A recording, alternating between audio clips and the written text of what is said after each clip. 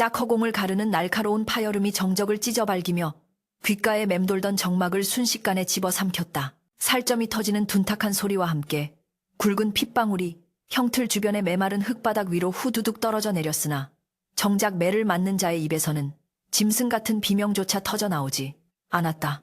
형틀에 단단히 묶인 산의 무영의 등은 이미 곤죽이 되어 붉은 꽃이 핀 듯 참혹하게 일그러져 있었고 그 참상을 지켜보는 하인들조차 차마 눈을 뜨지 못한 채 고개를 돌려버리고 말았다. 늦가을의 차가운 바람이 마당을 휩쓸고 지나가며 피비린내를 사방으로 퍼뜨렸지만 무영은 이를 악물어 터진 입술 사이로 흐르는 피를 삼킬 뿐 단 한마디의 신음도 내뱉지 않는 기이한 침묵을 지키고 있었다. 회초리를 쥔 선우의 손은 분노와 배신감 그리고 알 수 없는 두려움으로 인해 미세하게 떨리고 있었는데 그는 자신의 손에 묻은 무영의 피를 보며 거칠게 숨을 몰아쉬었다. 말하거라. 이 독한 놈아. 내 놈이 그 더러운 입을 열 때까지 내 기필코 이 매질을 멈추지 않을 것이다. 선우가 악에 바친 목소리로 소리쳤지만 돌아오는 것은 무영의 거친 숨소리와 바닥에 떨어지는 핏방울 소리뿐이었다. 선우는 평소 온화하고 이성적이기로 소문난 양반이었으나 지금 이 순간만큼은 이성을 잃은 수라와도 같았다. 그는 다시금 팔을 높이 쳐들었고 빳빳하게 날이 선 물풀의 나무 회초리는 무영의 이미 찢겨진 상처 위를 무자비하게 파고들며 끔찍한 고통을 선사했다. 그럼에도 불구하고 무영은 흐릿해져가는 의식 속에서 간신히 고개를 들어 자신을 내려다보는 주인을 응시했는데 그 눈빛에는 원망이나 분노 대신 깊이를 알 수 없는 연민과 안타까움이 서려 있었다. 그 올곧은 눈동자와 마주친 선우는 순간 심장이 덜컥 내려앉는 듯한 기분을 느꼈고 쥐고 있던 회초리를 놓칠 뻔했다. 도대체 무엇이 저 천한 종놈을 저토록 당당하게 만드는 것인가? 훔친 물건이 어디 있는지 실토만 한다면 당장이라도 이 끔찍한 형벌을 멈출 수 있건만 어찌하여 저토록 미련하게 입을 다물고 버티는 것인지 선우는 도무지 이해할 수가 없었다. 땀과 피로 범벅이 된 무영의 머리카락이 눈을 가리고 있었지만 그 사이로 빛나는 눈빛만큼은 선우의 양심을 날카롭게 찌르고 있었다. 시간은 거슬러 올라가 불과 하루 전 가문 대대로 내려오던 귀중한 옥패가 감쪽같이 사라진 날 밤으로 되돌아간다. 그 옥패는 선우의 조부가 임금에게 하사받은 것으로 가문의 명예이자 선우가 훗날 조정에 나아갈 때 지녀야 할 신표와도 같은 물건이었다. 선우의 서재는 평소 외부인의 출입이 엄격히 통제된 곳이었으며 그날 밤 서재에 들어갈 열쇠를 지니고 있었던 사람은 오직 선우와 그의 그림자처럼 따르던 호위무사 겸 하인인 무영뿐이었다. 아침 일찍 서재에 들렀던 선우가 빈옥패함을 발견했을 때의 충격은 이루 말할 수 없었고 그 즉시 집안을 샅샅이 뒤졌으나 옥패의 행방은 묘연했다. 모든 정황 증거는 무영을 범인으로 지목하고 있었는데 사건 당일 밤 무영이 서재 근처를 서성이는 것을 보았다는 집사 최 씨의 증언이 결정적이었다. 최 씨는 평소 무영이 선우의 총애를 받는 것을 시기해왔으나 이번만큼은 그의 말이 거짓이라고 치부하기에는 상황이 너무나 절묘하게 맞아떨어졌다. 게다가 무영의 처소에서는 옥패를 감싼 것으로 추정되는 비단 보자기가 발견되었으니 이는 누가 보아도 명백한 증거였다. 선우는 믿고 싶지 않은 현실 앞에 절망하며 무영을 추궁했으나 무영은 소인은 모르는 일입니다. 라는 짧은 대답만을 남긴 채 입을 닫아버렸다. 선우에게 무영은 단순한 하인이 아니라 어린 시절부터 함께 자라온 벗이자 형제와도 같은 존재였기에 배신감은 뼈에 사무칠 정도로 깊었다. 10년 전 기근으로 부모를 잃고 거리를 떠돌던 고아 소년을 거두어 그를 가르치고 무예를 익히게 해준 것은 바로 선우였다. 무영은 그런 선우를 하늘처럼 따르며 몇 번이나 목숨을 구해준 적도 있었기에 선우는 무영이 자신을 배신하고 도둑질을 했다는 사실을 도저히 받아들일 수가 없었다. 그러나 눈앞에 놓인 증거들과 굳게 닫힌 무영의 입은 선우의 믿음을 조각조각 부수어 놓았고 사랑과 신뢰가 컸던 만큼 증오의 불길은 더욱 거세게 타올랐다. 다시 현재의 참혹한 형장으로 돌아와 선우는 지칠 대로 지친 기색으로 거친 숨을 몰아쉬며 무영에게 다가갔다. 마지막으로 묻겠다. 내 놈이 옥패를 훔쳐 장물아비에게 넘긴 것이냐. 지금이라도 사실대로 고한다면 내 너의 목숨만은 부지하게 해줄 것이다. 선우의 목소리는 애원하듯 떨리고 있었지만 무영은 그저 고개를 떨군 채 묵묵부답으로 일관했다. 무영의 등에서 흐른 피가 나무 형틀을 타고 내려와 검붉은 웅덩이를 이루고 있었고 그 비릿한 냄새가 코를 찔러 구경하던 여종 하나가 기어이 구역질을 하며 자리를 떴다. 집사 최 씨가 음흉한 미소를 감추며 선우의 곁으로 다가와 간사한 목소리로 속삭였다. 도련님, 저놈은 근본이 천한 것이라 매가 약이옵니다.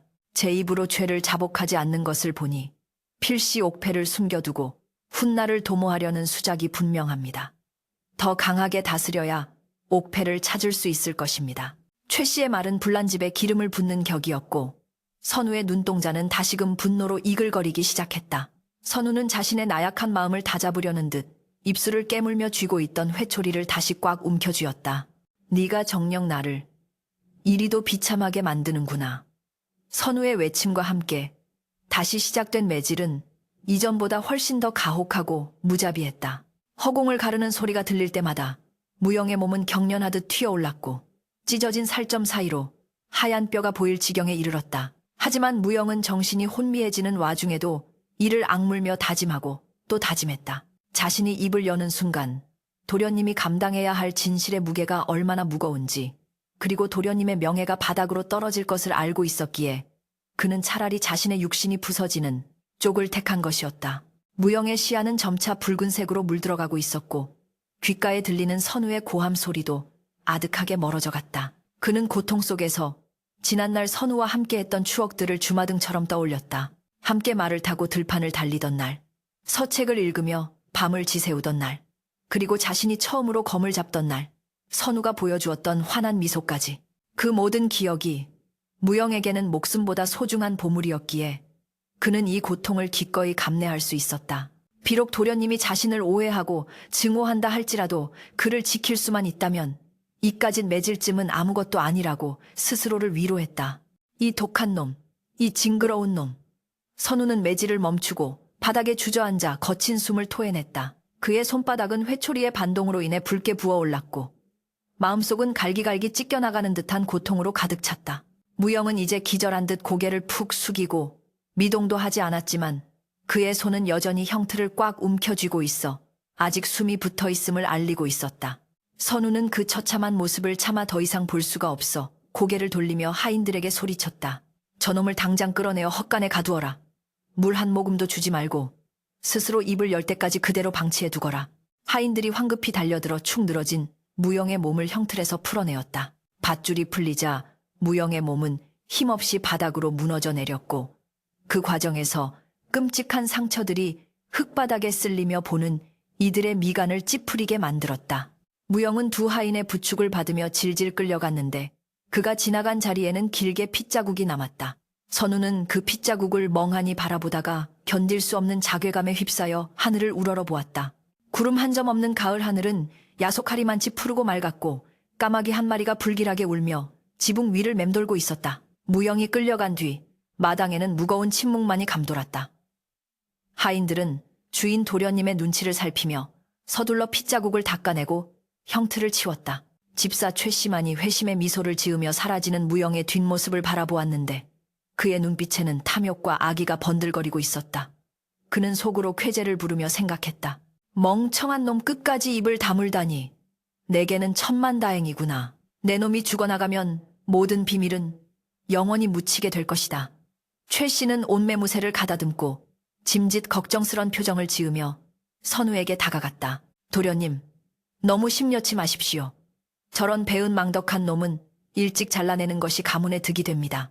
옥패는 관아에 고발하여 수색하면 금방 찾을 수 있을 것입니다. 최 씨의 위로 아닌 위로의 선우는 아무런 대답도 하지 않은 채 묵묵히 자신의 손을 내려다보았다. 피가 묻은 손 무영을 내리친 그 손이 낯설고 혐오스럽게 느껴졌다. 선우는 갑자기 속에서 뜨거운 것이 치밀어 오름을 느끼고 자리를 박차고 일어났다. 그는 최 씨를 밀치듯 지나쳐 자신의 방으로 들어갔고 문을 걸어 잠근 채 홀로 어둠 속에 몸을 던졌다. 어두운 헛간 바닥에 던져진 무영은 차가운 냉기가 상처를 파고드는 고통에 몸부림쳤다. 집단 냄새와 곰팡이 냄새가 진동하는 그곳은 빛 한 줄기 들지 않는 감옥과도 같았다. 무영은 흐릿한 의식 속에서도 자신의 품속 깊은 곳에 숨겨둔 작은 천조각을 확인하려 애썼다. 그것은 사건 당일 밤 서재 창문 틈에 끼어있던 옷감 조각으로 범인의 정체를 밝힐 수 있는 유일한 단서였다. 하지만 지금 그것을 꺼내 보였다가는 진범이 누구인지 알기도 전에 증거를 인멸당할 것이 뻔했기에 무영은 그 비밀을 목숨처럼 지키고 있어야만 했다.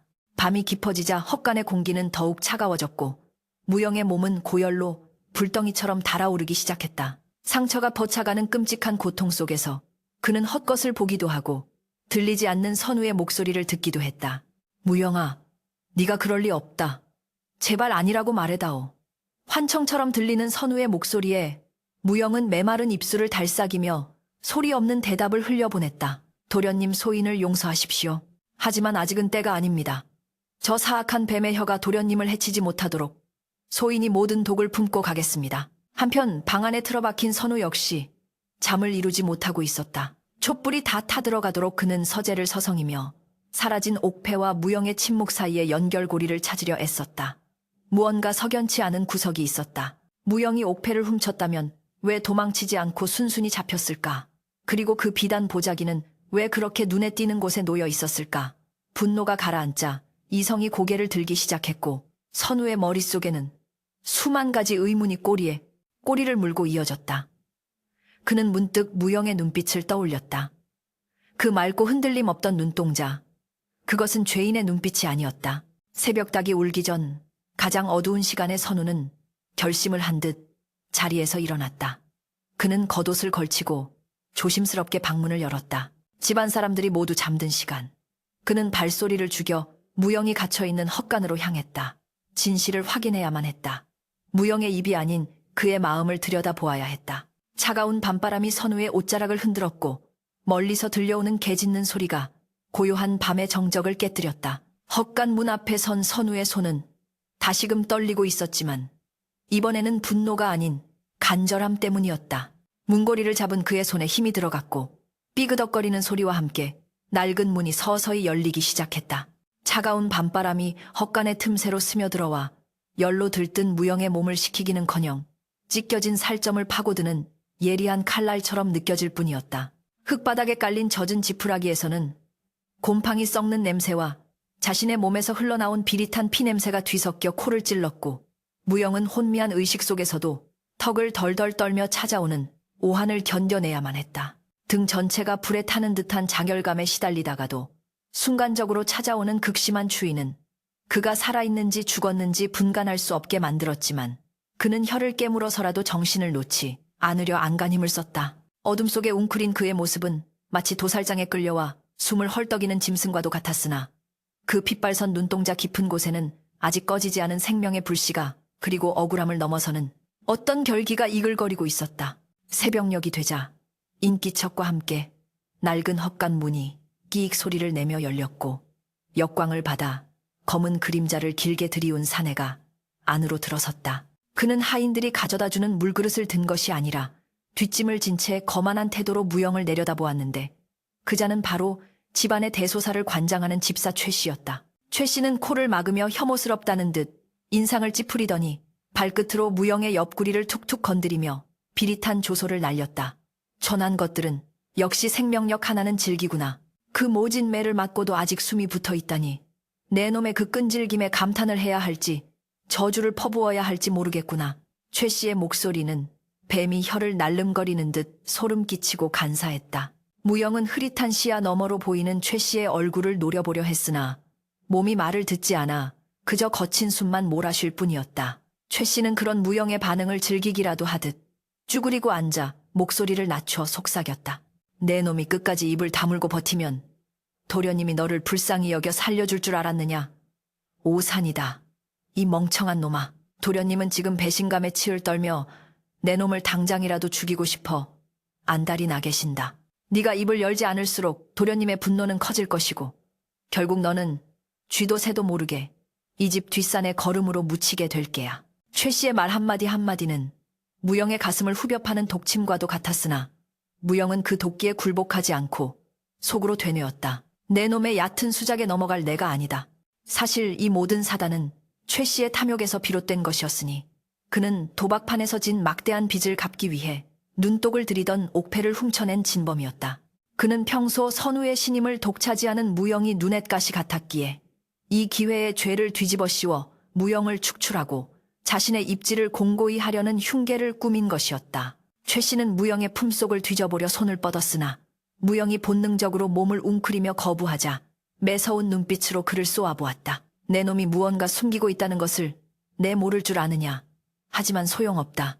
이미 판은 짜여졌고 너는 그 위에서 춤추다 죽어갈 운명인 것을. 최 씨는 침을 뱉듯 말을 내뱉고는 다시 헛간을 나가버렸고 무영은 다시금 찾아온 정막 속에서 절망과 싸워야 했다.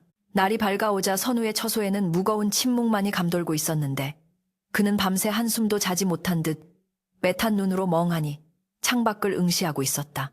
아침상을 들고 들어온 하녀가 조심스럽게 기척을 냈지만 선우는 손사래를 쳐 물러가게 하고는 식은 차만 들이켰다. 그의 머릿속은 온통 무영에 대한 생각으로 가득 차 있었는데 10년이라는 세월 동안 쌓아온 신뢰가 한순간에 무너져 내린 허탈감과 그럼에도 불구하고 믿고 싶은 미련이 뒤엉켜 그를 괴롭히고 있었다. 서재 책상 위에는 무영이 틈틈이 깎아 선물했던 나무 필통이 놓여 있었고 그것을 볼 때마다 선우의 가슴은 칼로 베인 듯 아려왔다. 무영아, 네가 정녕 나를 속인 것이냐? 아니면 내가 보지 못하는 무언가가 있는 것이냐? 그때 방문 밖에서 최 씨의 목소리가 들려왔다. 도련님 집사 최가 뵙기를 청합니다. 드릴 말씀이 있어 왔습니다. 선우는 마른 세수를 하며 들어오라 명했고 최 씨는 들어오자마자 무릎을 꿇고 짐짓 비통한 표정을 지어 보였다. 도련님 밤새 평안하셨는지요? 소인이 주제넘게 아침부터 찾아온 것은 다름이 아니오라. 죄인 무영의 처분에 관한 일 때문입니다. 저놈이 아직까지도 죄를 자복하지 않고 버티고 있으니 이는 도련님의 권위를 능멸하는 처사나 다름없습니다. 최 씨는 선우의 눈치를 살피며 교묘하게 말을 이어나갔다. 선우는 미간을 찌푸리며 물었다. 그래서 자네 생각은 어떠한가? 더 이상 매질을 한다면 저놈이 죽을지도 모른다. 최 씨는 기다렸다는 듯이 목소리에 힘을 주어 대답했다.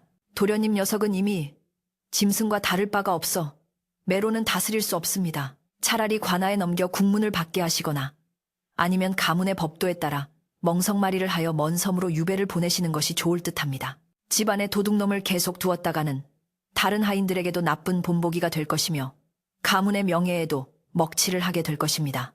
최 씨의 제안은 겉으로는 가문을 위하는 척했으나 실상은 무영을 자신의 눈앞에서 영원히 치워버리려는 속셈이었다. 선우는 최 씨의 말에 일리가 있다고 생각하면서도 마음 한구석에서 솟구치는 거부감을 지울 수가 없었다. 관아에 넘긴다면 무영은 살아남지 못할 것이 분명했고 유배를 보낸다는 것 역시 그 몸 상태로는 사형 선고나 다름없었다. 선우는 잠시 눈을 감고 과거를 회상했다.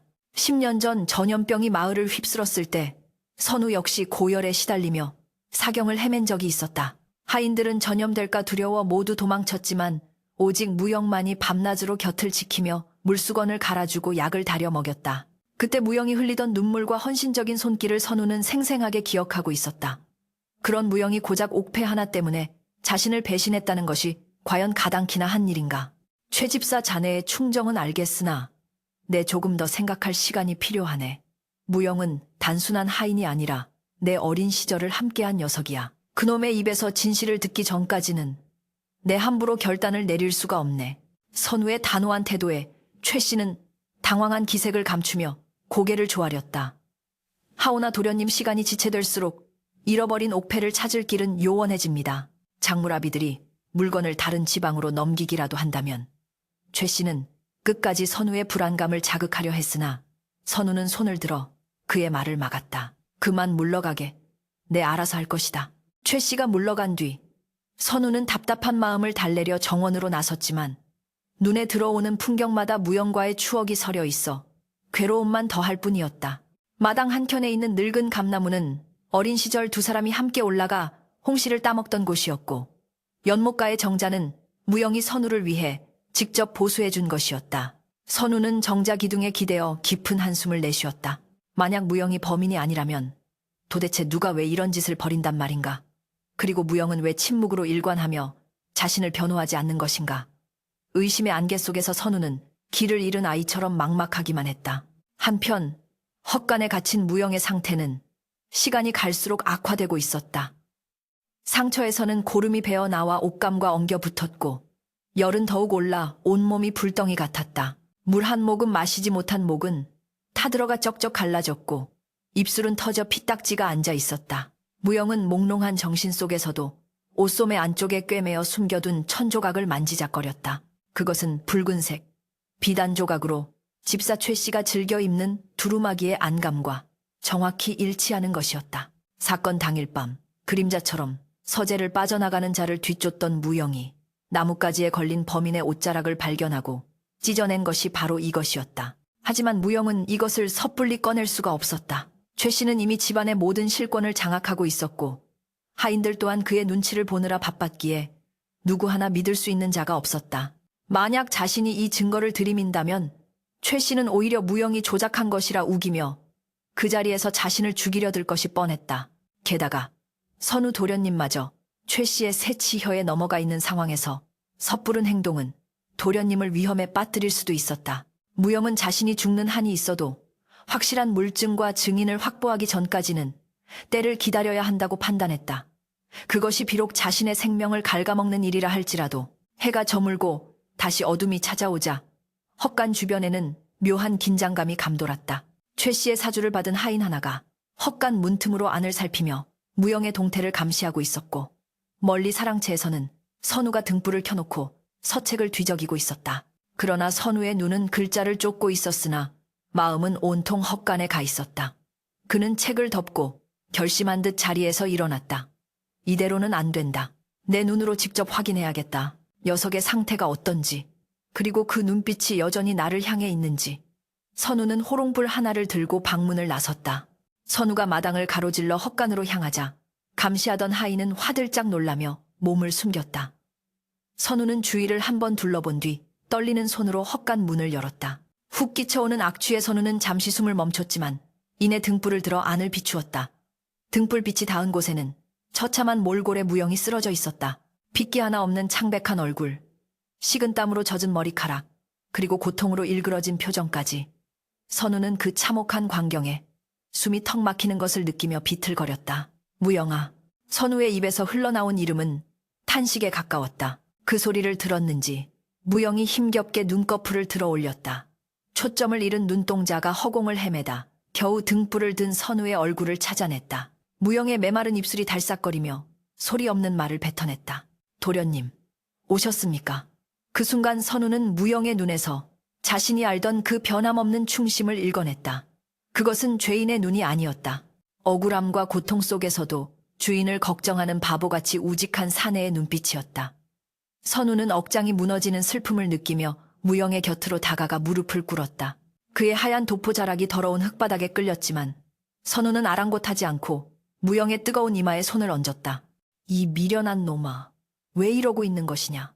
왜 말하지 않는 것이냐? 선우의 목소리는 물기에 젖어 떨리고 있었다. 무영은 선우의 차가운 손길이 닿자 잠시 고통을 잊은 듯 편안한 표정을 지었다. 그리고 아주 작은 목소리로 귀를 기울이지 않으면 들리지 않을 만큼 희미하게 속삭였다. 도련님, 부디 저를 믿지 마시고 눈에 보이는 것만 믿으십시오. 하지만 마음만은 버리지 말아 주십시오. 알 수 없는 말을 남긴 채 무영은 다시금 고열에 신음하며 눈을 감았다. 선우는 무영의 손을 꼭 잡았다. 거칠고 투박한 그 손에는 수많은 굳은 살이 박혀 있었는데 그것은 모두 선우를 위해 일하며 생긴 영광의 상처들이었다. 선우는 무영의 손을 잡은 채 하염없이 흐르는 눈물을 닦아낼 생각도 하지 못했다. 그리고 마음속으로 굳은 맹세를 했다. 내 반드시 밝혀내리라. 누가 너를 이렇게 만들었는지, 누가 우리 사이를 갈라놓으려 했는지, 내 모든 것을 걸고 진실을 찾아내어 너의 억울함을 풀어주리라. 선우의 눈빛이 매섭게 변하며 어둠 속에서 빛났다. 이제 그는 더 이상 나약하게 흔들리는 도련님이 아니었다. 진실을 쫓는 사냥꾼이 되어 이 집안에 숨어있는 사악한 독사를 잡아내기로 결심한 것이었다. 바람이 거세게 불며 헛간 문을 덜컹거렸지만 두 사람이 잡은 손에 온기는 식을 줄 몰랐다. 달빛이 낡은 헛간 지붕의 틈새를 비집고 들어와 피와 흙으로 얼룩진 무영의 등 위로 창백하게 내려앉았다. 선우는 떨리는 손으로 소매 자락을 걷어 올리고 자신의 하얀 비단 속저고리를 거침없이 찢어냈다. 찍. 정적을 가르는 옥감. 찢어지는 소리가 유난히 크게 울려 퍼졌지만 선우의 귀에는 오직 무영의 거친 숨소리만이 들려올 뿐이었다. 양반의 귀한 의복이 천한 하인의 상처를 감싸는 붕대가 되는 순간 그들 사이에 존재했던 신분의 벽도 허물어져 내리고 있었다. 선우는 미리 준비해온 물병을 기울여 무영의 마른 입술을 적셔주었고 깨끗한 천에 물을 묻혀 터마가는 상처 부위를 조심스럽게 닦아내기 시작했다. 차가운 물이 뜨거운 살갗에 닿을 때마다 무영의 몸이 움찔거리며 반응했지만 선우는 멈추지 않고 묵묵히 제 할 일을 해나갔다. 선우의 시선이 무영의 손에 머물렀다. 형틀을 움켜쥐느라 손톱이 깨지고 피가 맺힌 그 손바닥은 마치 오래된 나무 껍질처럼 거칠고 투박했다. 엄지와 검지 사이의 두꺼운 굳은 살은 선우가 처음 활을 배울 때 그를 위해 밤새도록 활시위를 손질하다 생긴 것이었고 손날에 박힌 흉터는 선우를 위협하던 들개와 맨손으로 싸우다 물린 자국이었다. 손바닥 전체에 퍼져 있는 자잘한 상처들은 지난 10년간 오직 선우라는 한 사람을 위해 헌신해온 세월의 기록이자 무영이 결코 도둑질 따위를 할 위인이 아님을 증명하는 가장 확실한 증거였다. 선우는 그 투박한 손을 자신의 부드러운 양손으로 감싸 쥐고 가슴에 가져다 대었다. 미련한 놈. 이 손으로 나를 지키느라 평생을 바쳤으면서 고작 옥패 하나 때문에 나를 배신했다고. 내가 어찌 그런 어리석은 의심을 했단 말이냐. 선우의 눈에서 뜨거운 눈물이 흘러내려 무영의 손등을 적셨다. 그때 혼수 상태에 빠져있던 무영이 미약하게 신음하며 눈을 떴다. 흐릿한 시야 속에 주인의 얼굴이 들어오자 그는 쏘스라치게 놀라며 몸을 일으키려 했다. 도련님, 이곳이 어디라고? 귀하신 몸으로.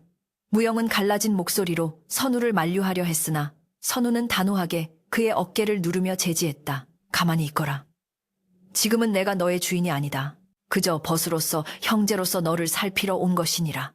선우의 따뜻한 말 한마디가 얼어붙어 있던 무영의 마음을 녹여내렸다. 무영은 더 이상 반항하지 못하고 바닥에 힘없이 늘어지며 참았던 눈물을 주르륵 흘려보냈다. 그것은 육체의 고통 때문이 아니라 자신의 진심을 알아준 주인에 대한 감사와 안도감에서 비롯된 눈물이었다. 선우는 무영의 찢어진 옷자락 사이를 닦아내다가 소매 안쪽 깊숙한 곳에서 무언가 이질적인 감촉을 느꼈다.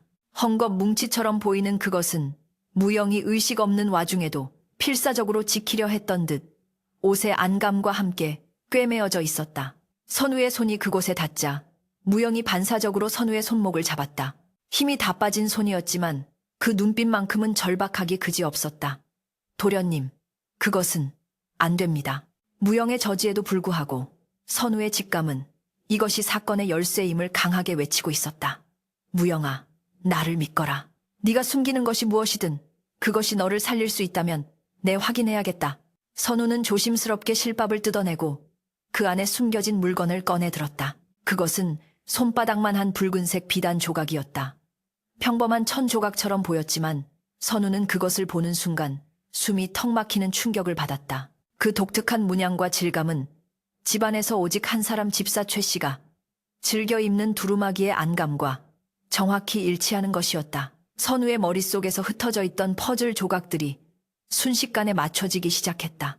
사건 당일 밤 무영이 발견된 곳은 서재 창문 아래였고 최 씨는 자신이 서재 근처에서 무영을 보았다고 증언했다.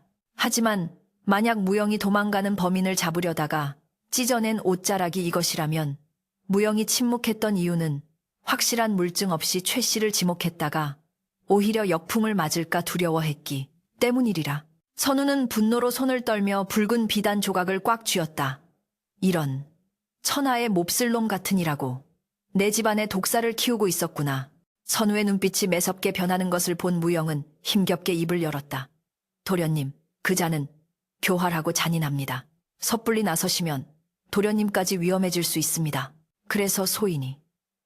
무영의 말은 끊어졌지만 선우는 그 뒷말을 충분히 짐작할 수 있었다. 무영은 자신이 모든 죄를 뒤집어쓰고 희생함으로써 주인을 위험에서 격리시키려 했던 것이다. 선우는 가슴이 미어지는 듯한 통증을 느끼며 무영의 땀에 젖은 머리카락을 쓸어 넘겼다. 이제 되었다. 네가 짊어진 짐은 이제 내가 지겠다. 너는 그저 살아서 내 곁에 있어다오. 그것만이 네가 나에게 할 수 있는 유일한 충성이다. 선우는 붉은 천조각을 자신의 품속 깊이 갈무리하고 무영을 눕힌 뒤 조용히 헛간을 빠져나왔다. 밤 공기는 차가웠지만 선우의 몸은 분노와 투지로 뜨겁게 타오르고 있었다. 그는 마치 아무 일도 없었던 것처럼 자신의 처소로 돌아가지 않고 그림자처럼 은밀하게 사랑채 뒤편으로 향했다. 그곳은 집사 최 씨가 기거하는 곳이었다. 최 씨의 방에서는 희미한 불빛이 새어나오고 있었고 간간히 술잔 부딪히는 소리와 흥얼거리는 노랫가락이 들려왔다. 선우는 숨을 죽이고 문틈으로 방 안을 엿보았다. 최 씨는 독주를 들이키며 콧노래를 부르고 있었는데 그의 옆에는 짐을 꾸려놓은 보따리가 하나 놓여 있었다. 도망칠 준비를 하는 것인가? 아니면 옥패를 팔아넘기러 갈 셈인가? 선우의 눈이 매처럼 날카롭게 빛났다. 지금 당장 쳐들어가 그를 추궁하고 싶었지만 그랬다가는 옥패의 행방을 영영 찾지 못할 수도 있었다. 결정적인 증거와 함께 옥패를 회수해야만 무영의 누명을 완벽하게 벗길 수 있었다. 선우는 발길을 돌려 다시 서재로 향했다. 사건 현장을 다시 한번 면밀히 조사하기 위해서였다. 하인들이 대충 치워놓은 서재는 썰렁하기 그지없었지만 선우는 등불을 가까이 대고 창문 틀과 바닥을 샅샅이 훑었다. 무영이 범인의 옷자락을 찢어냈다면 분명 몸싸움의 흔적이 남아있을 터였다. 그리고 마침내 창틀 아래 구석진 곳에서 미처 발견하지 못했던 희미한 핏자국과 긁힌 자국을 찾아냈다. 그리고 그 틈새에 끼어있는 아주 작은 눈에 띄지 않을 만큼 미세한 금속 파편 하나. 그것은 최 씨가 항상 허리춤에 차고 다니던 놀이개의 장식 조각이었다. 무영이 쥐고 있던 비단 조각과 이 금속 파편 두 가지면 최 씨를 꼼짝 못하게 만들 수 있었다. 하지만 가장 중요한 옥패, 그 옥패가 어디에 있는지가 문제였다. 다음 날 아침, 선우는 평소와 다름없는, 아니 오히려 더 냉혹해진 표정으로 마당에 나섰다. 밤새 한숨도 자지 못해 눈은 왜랬지만 그 눈빛만은 서슬퍼런 칼날 같았다. 최 씨가 헐레벌떡 뛰어와 선우의 안색을 살폈다. 도련님 간밤에 편히 주무셨는지요? 저 죄인은 아직도 숨이 붙어 질기게 버티고 있습니다. 오늘 중으로 결단을 내리심이 어떠실지요? 최 씨는 은근슬쩍 무영의 처형을 종용했다. 선우는 짐짓 고민하는 척하며 무거운 목소리로 대답했다. 그래, 자네 말이 맞네. 더 이상 지체할 수 없지. 오늘 오후 가문의 어르신들을 모두 모시게 내 그 자리에서 무영의 죄를 묻고 엄벌에 처할 것이네. 선우의 말에 최 씨의 얼굴에 화색이 돌았다. 현명하신 판단이십니다. 도련님, 내 당장 준비하도록 하겠습니다. 최 씨는 뒤돌아서며 비열한 미소를 지었지만 선우는 그 뒷모습을 보며 속으로 싸늘하게 비웃었다. 웃어라. 실컷 웃어두거라. 그것이 내 놈의 마지막 웃음이 될 테니. 오후의 재판까지는 반나절의 시간이 남아 있었다. 선우는 최 씨가 어르신들을 모시러 간 사이 하인 하나를 은밀히 불렀다. 그는 입이 무겁고 우직하여 평소 무영과 친하게 지내던 돌쇠였다. 선우는 돌쇠에게 귓속말로 은밀한 지시를 내렸다. 지금 즉시 최 집사의 방을 뒤지거라. 놈이 아끼는 자개함이 있을 것이다. 그 안을 확인하되 절대 들키지 않도록 조심해야 한다. 만약 그곳에 옥패가 없다면 놈이 어젯밤 만지작거리던 짐보따리를 찾아내라. 돌쇠는 선우의 비장한 표정을 보고 사태의 심각성을 깨달은 듯 굳은 표정으로 고개를 끄덕이고 사라졌다. 선우는 자신의 방에 앉아 차를 따랐다. 찻잔 속의 물결이 잔잔해질 때까지 그는 폭풍전야의 고요함을 견뎌야 했다. 시간은 더디게 흘러 어느덧 해가 중천에 떴다. 마당에는 멍석이 깔리고 상석이 마련되었으며 소식을 들은 문중의 어르신들이 하나둘씩 도착하기 시작했다. 그들은 혀를 차며 무영의 배은 망덕함을 성토했고 선우의 우유부단함을 질책하기도 했다. 선우는 그 모든 비난을 묵묵히 감내하며 상석에 앉았다. 잠시 후 하인들이 무영을 끌고 나왔다. 하루 사이 더 수척해진 무영은 제대로 걷지도 못해 질질 끌려오다시피 했지만 멍석 위에 내동댕이 쳐진 후에도 흐트러짐 없이 무릎을 꿇고 앉았다. 그의 고개는 숙여져 있었지만 선우를 향한 믿음만은 단단해 보였다. 최 씨가 의기양양한 표정으로 재판의 시작을 알리려던 찰나 선우와 눈이 마주쳤다. 선우는 입가에 묘한 미소를 띠고 있었다. 그것은 사냥감이 덫에 걸려들기를 기다리는 사냥꾼의 여유로운 미소였다. 그 시각 최 씨의 방에 잠입한 돌쇠는 식은땀을 흘리며 방 안을 뒤지고 있었다. 옷장과 서랍을 모두 뒤졌지만 옥패는 보이지 않았다. 도련님이 말씀하신 자개함. 돌쇠의 눈이 방구석 장판 아래 살짝 들뜨있는 부분을 포착했다. 그는 조심스럽게 장판을 들어 올렸고 그곳에는 흙바닥을 파서 숨겨둔 작은 공간이 있었다. 그리고 그 안에는 화려한 자개암 대신 붉은 보자기에 쌓인 묵직한 물건이 들어있었다. 떨리는 손으로 보자기를 풀어 헤치자 영롱한 빛을 발하는 옥패가 그 모습을 드러냈다. 돌쇠는 안도의 한숨을 내쉬며 옥패를 품에 안았다. 이제 서둘러 도련님께 이 사실을 알려야 했다. 마당에서는 최 씨가 목청을 높여 무영의 죄를 나열하고 있었다. 이놈은 주인의 은혜를 원수로 갚고 가문의 보물을 탐하여 훔친 뒤 장물아비와 결탁하려 했습니다. 이에 가문의 법도에 따라 최 씨의 말이 절정에 달했을 때 선우가 천천히 자리에서 일어났다. 그의 손에는 접선이 들려 있었고 그 부채를 탁 소리나게 접으며 최 씨의 말을 끊었다. 잠깐 최 집사, 판결을 내리기 전에 내 한 가지 묻고 싶은 것이 있네. 좌중의 시선이 일제히 선우에게 쏠렸다. 최 씨는 불길한 예감에 멈칫하며 대답했다. 무엇이온지요? 선우는 천천히 단 아래로 내려와 무영의 앞을 가로막고 섰다. 그리고 품속에서 붉은 비단 조각을 꺼내어 높이 쳐들었다. 이것이 무엇인지 아는가? 선우의 목소리는 낮지만 힘있게 마당 전체에 울려 퍼졌다. 붉은 비단 조각이 바람에 나부끼자 최 씨의 안색이 사색이 되어 파랗게 질리기 시작했다. 그것은 최 씨가 말을 더듬는 사이 선우는 더욱 거세게 몰아붙였다. 이것은 사건 현장에서 발견된 범인의 옷자락일세. 그리고 놀랍게도 자네가 지금 입고 있는 그 두루마기의 안감과 아주 똑같더군. 어디 한번 안감을 뒤집어 보여줄 수 있겠는가? 선우의 서슬퍼런 일갈의 좌중은 술렁이기 시작했고 어르신들은 의아한 표정으로 최 씨를 쳐다보았다. 궁지에 몰린 쥐가 고양이를 무는 법, 최 씨의 눈빛이 순식간에 살기로 번득였다. 그는 뒷걸음질 치며 주위를 둘러보았으나 이미 퇴로는 막혀 있었다. 음해입니다. 이것은 저놈이 저를 모함하기 위해 꾸민 짓입니다. 최 씨가 발악하듯 소리쳤지만 그때 마당 입구에서 돌쇠가 뛰어들어오며 외쳤다. 도련님 찾았습니다. 최 집사의 방바닥 밑에서 옥패를 찾았습니다. 돌쇠의 손에 들린 옥패가 햇빛을 받아 찬란하게 빛나자 모든 진실이 백일하에 드러났다. 어르신들은 경악하며 자리에서 일어났고 하인들은 웅성거렸다.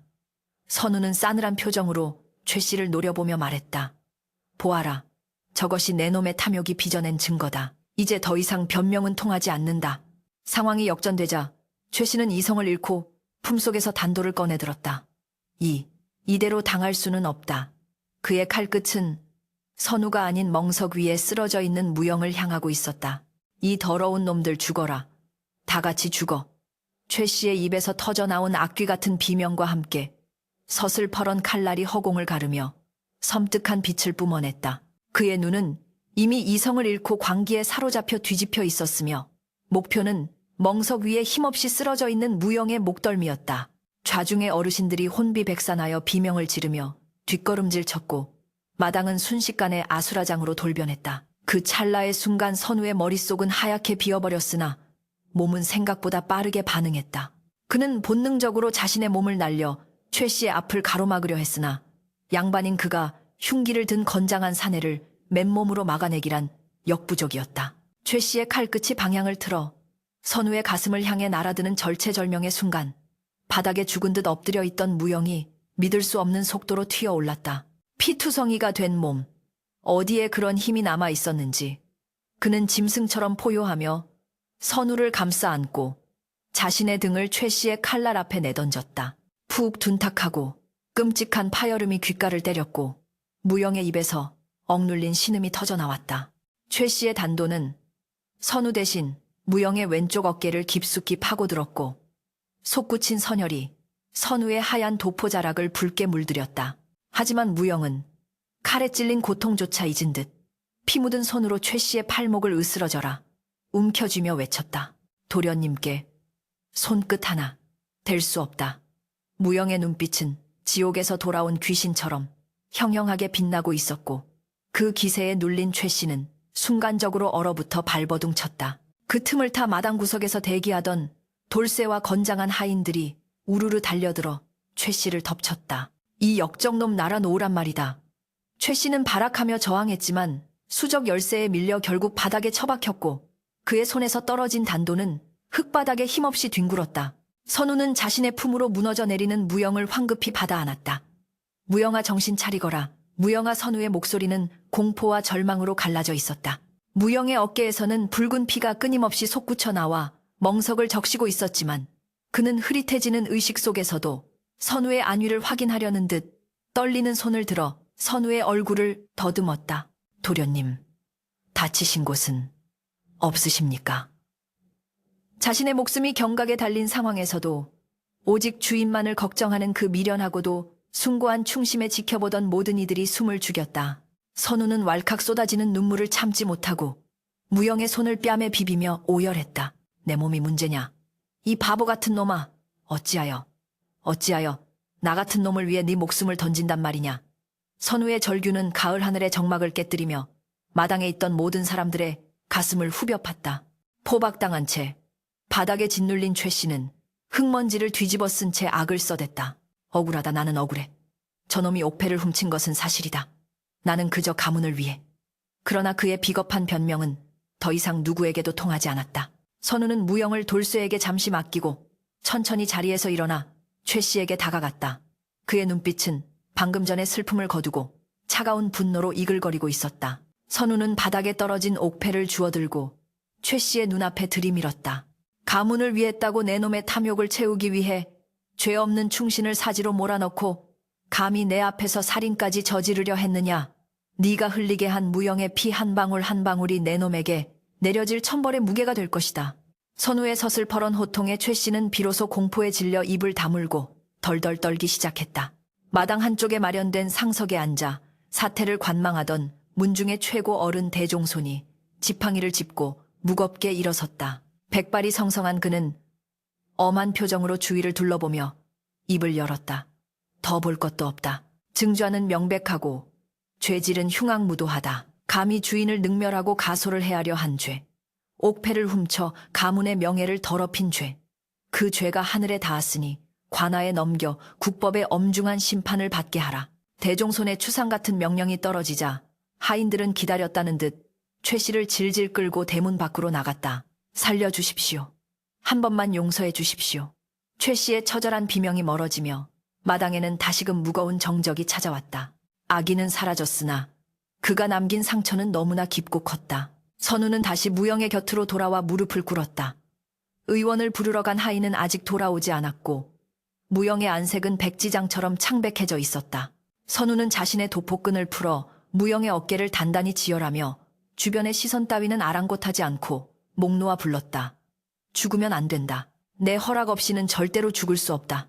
네가 겪은 그 모진 고통을 내가 다 갚아주기도 전에 눈을 감는다면 나는 평생 죄인으로 살아갈 것이다. 선우의 뜨거운 눈물이 무영의 얼굴 위로 뚝뚝 떨어졌다. 무영은 힘겹게 눈을 뜨고 희미한 미소를 지어 보였다. 도련님, 소인은 괜찮습니다. 억울함이 풀렸으니 이제 죽어도 여한이 없습니다. 그 말은 선우의 가슴을 더욱 아프게 찔러왔다. 그때 대문 밖에서 헐레벌떡 의원이 뛰어들어왔다. 선우는 비켜서서 의원에게 자리를 내어주며 간절하게 매달렸다. 살려주시오. 무슨 수를 써서라도 이 사람을 살려내야 하오. 내 전 재산을 다 내어주어도 좋으니 제발 숨만 붙어 있게 해주시오. 늙은 의원은 무영의 상처를 살피고 맥을 짚어보더니 심각한 표정으로 고개를 끄덕였다. 출혈이 심하고 기력이 쇠하여 위중하오나 환자의 살고자 하는 의지가 강하니 희망을 걸어보겠습니다. 의원은 능숙한 솜씨로 상처를 봉합하고 지혈제를 뿌렸다. 독한 약냄새가 피냄새를 덮으며 퍼져나갔고 긴박했던 응급처치가 끝날 때까지 선우는 숨조차 제대로 쉬지 못하고 그 과정을 지켜보았다. 치료가 끝나고 무영이 들것에 실려 사랑채로 옮겨지자 선우는 그제야 긴장이 풀린 듯 휘청거렸다. 하인들이 부축하려 했으나 그는 손을 들어 제지하고 마당에 남은 어르신들을 향해 돌아섰다. 그의 옷은 피투성이었고 몰골은 엉망이었지만 그 눈빛만큼은 그 어느 때보다 당당하고 기품이 넘쳤다. 선우는 어르신들을 향해 깊이 고개를 숙이며 말했다. 소손의 불찰로 집안에 큰 사단이 일어났고 어르신들께 심려를 끼쳐드려 송구합니다. 허나 오늘 우리는 보물인 옥패보다 더 귀한 것을 확인했습니다. 그것은 바로 사람의 진심과 충의입니다. 선우는 잠시 말을 멈추고 멀어져 가는 무영의 들것을 바라보았다. 저 아이는 천한 신분으로 태어났으나 그 마음은 여기 있는 그 누구보다 고귀했습니다. 저는 오늘부로 저 아이를 제 친동생과 다름없는 가문의 일원으로 대우할 것입니다. 선우의 파격적인 선언에 어르신들은 웅성거렸지만 누구 하나 반대하는 이는 없었다. 무영이 보여준 살신성인의 행동은 신분의 귀천을 떠나 모두의 마음을 움직였기 때문이었다. 대종소는 헛기침을 하며 고개를 끄덕였다. 자네 말이 맞네. 옥은 갈고 닦아야 빛이 나지만 사람의 마음은 위기 속에서 그 진가가 드러나는 법이지. 자네는 참으로 귀한 사람을 얻었네. 잘 보살펴주게. 어르신들이 하나둘 돌아가고 마당에는 늦가을의 해가 뉘엿뉘엿 저물어가고 있었다. 붉게 물든 노을은 마치 무영이 흘린 피처럼 선명했고 동시에 모든 재앙이 끝났음을 알리는 신호처럼 느껴졌다. 그날 밤 선우는 무영이 누워있는 사랑채 방을 지켰다. 따뜻한 아랫목에 눕혀진 무영은 깨끗한 옷으로 갈아입고 깊은 잠에 빠져 있었다. 선우는 물수건으로 무영의 식은땀을 닦아주며 그의 얼굴을 찬찬히 뜯어보았다. 매질로 붓고 터진 얼굴 고통으로 패인 주름, 그리고 굳게 다물린 입술. 그 모든 것이 자신의 어리석음이 남긴 흔적 같아 선우는 가슴을 쥐어뜯는 듯한 죄책감에 시달렸다. 그는 무영의 곁에 무릎을 꿇고 앉아 잠든 무영의 손을 잡고 조용히 속삭였다. 미안하다. 정말 미안하다. 내가 너를 믿지 못하고 의심하여 너를 이 지경으로 만들었구나. 내 너에게 입힌 상처는 평생을 두고 갚아도 모자랄 것이다. 선우의 참회는 밤이 깊도록 계속되었다. 그는 지난 며칠간 자신이 무영에게 퍼부었던 저주와 매질을 떠올리며 몸서리쳤다. 만약 자신이 조금만 더 냉철했더라면, 만약 무영의 눈빛을 조금만 더 일찍 읽어냈더라면 이런 비극은 일어나지 않았을 것이다. 선우는 무영의 손등에 이마를 대고 흐느꼈다. 일어나 다오. 제발 일어나서 나를 욕하고 원망해다오. 네가 나를 용서한다 해도 나는 나 자신을 용서할 수 없을 것 같다. 방 안에 촛불이 일렁이며 두 사람의 그림자를 벽에 길게 드리웠다. 그것은 마치 죄인과 피해자가 아닌 고통을 함께 나누는 두 영혼의 모습처럼 보였다. 새벽녘 무영이 끙 앓는 소리를 내며 눈을 떴다. 고열은 내렸지만 극심한 갈증과 통증이 밀려왔다. 그는 흐릿한 눈으로 곁을 지키고 있는 사람을 보았다. 쪽잠이 든 채 자신의 손을 꼭 잡고 있는 선우였다. 무영은 움직이지 않는 팔을 억지로 들어올려 선우의 어깨에 떨어진 옷을 덮어주려 했다. 그 미세한 인기척에 선우가 번쩍 눈을 떴다. 무영아, 정신이 드느냐? 나를 알아보겠느냐? 선우의 다급한 목소리에 무영은 힘겹게 고개를 끄덕였다. 도련님, 어찌 주무시지도 않고. 무영의 목소리는 갈라져 쇳소리가 났지만 선우에게는 그 어떤 음악보다 아름답게 들렸다. 선우는 서둘러 물을 떠와 무영에게 먹였다.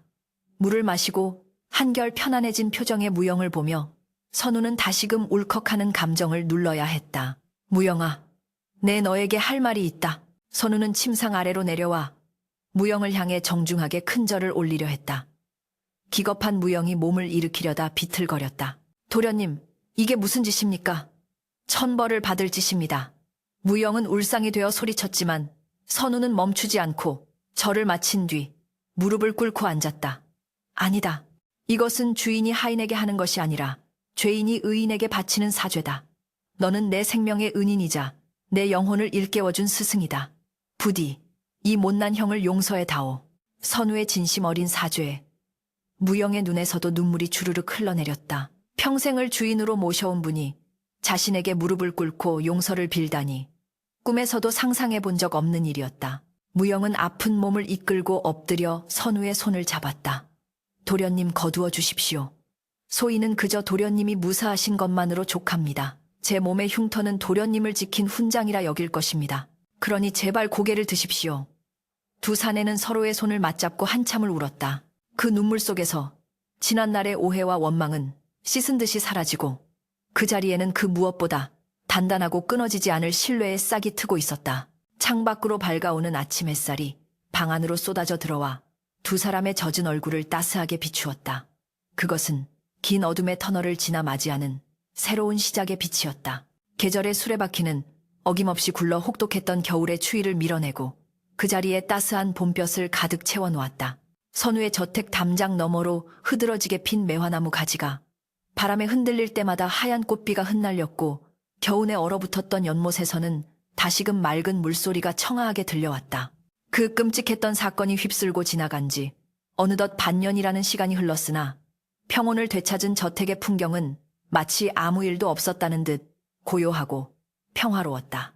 마당의 흙바닥에 스며들었던 핏자국은 잦은 비와 바람에 씻겨 흔적조차 남지 않았고 사람들의 기억 속에서도 그날의 참극은 점차 흐릿한 옛 이야기가 되어가고 있었다. 하지만 흐르는 세월조차 지울 수 없는 것이 있었으니 그것은 바로 두 사내의 가슴 속에 새겨진 깊은 유대와 등 뒤에 남겨진 흉터였다. 선우는 연못가에 세워진 정자, 새 심정에 앉아 찻잔을 기울이며 마당 한가운데서 검을 휘두르고 있는 무영을 지그시 바라보았다. 무영의 움직임은 물 흐르듯 유려하고 힘이 넘쳤으나 자세히 들여다보면 왼쪽 어깨를 쓸 때마다 미세한 주춤거림이 느껴졌다. 최 씨의 칼날이 파고들었던 그 자리는 다행히 아물었지만 비가 오거나 날이 잦은 날이면 욱신거리는 통증이 그를 괴롭힌다는 것을 선우는 알고 있었다.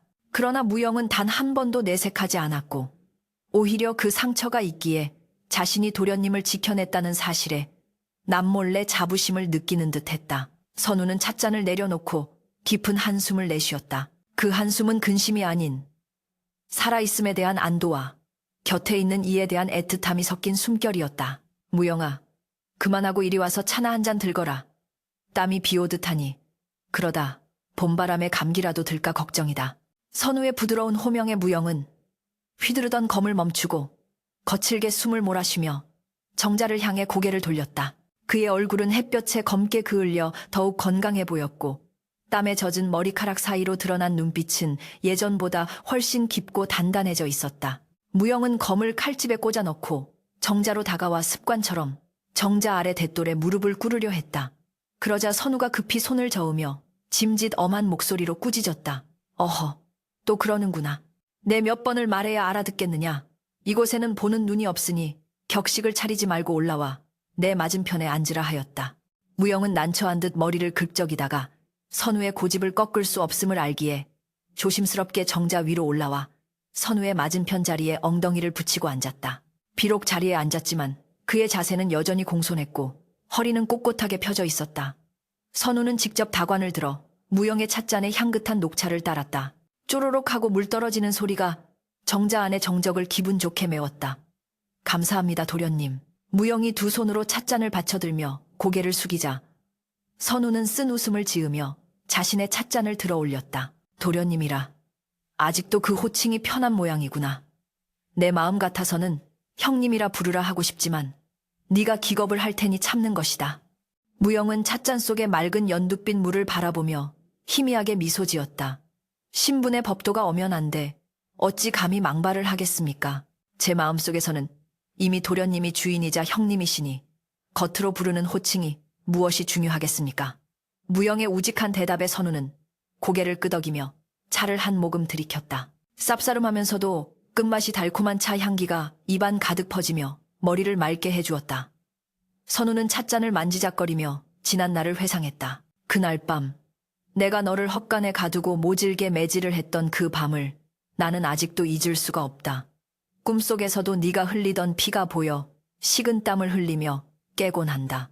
내가 너에게 씻을 수 없는 죄를 지었어. 선우의 표정이 어두워지자 무영은 찻잔을 내려놓고 진지한 눈빛으로 선우를 응시했다.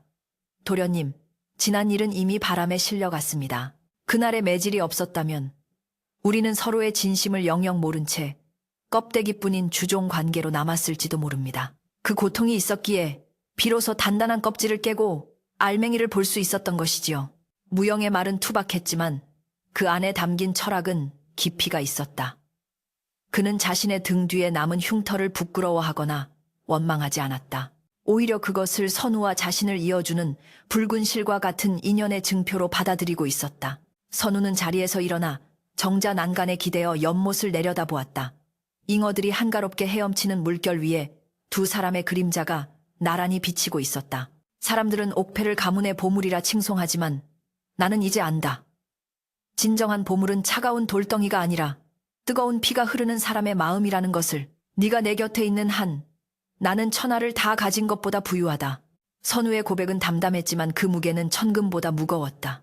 그는 이제 더 이상 가문의 명예나 체면에 얽매이는 나약한 양반이 아니었다.